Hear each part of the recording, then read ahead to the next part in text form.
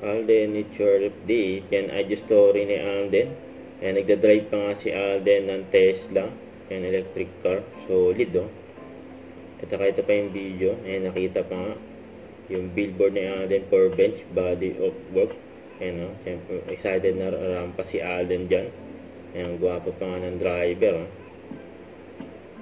Yan, mag-workout daw sila. Yan, mag-gym. So, ito pa yung video. Yung kumain sila after nilang mag-gym kahapon.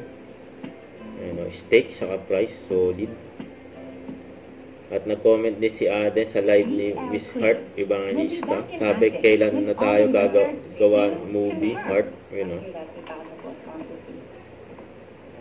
Yes, yes. Alden Richard. My God, Alden Richard. Gawin na kasi natin yung concept na isa. Sabi ko kay Ate Ayla. Kaya mo ba yun? Kakayanin mo yun. Eh, sabi ni Heart. Yun yung concept na, no? Kababaliwan ko talaga. Sila highest. At kahit di ako sanay mag-ganun, mag-gaganon talaga ako. But that's yun, or yung isa kong movie na isa. Pero, hindi kayo yung isa talaga yung para sa akin. But, for now, yun lang ang magiging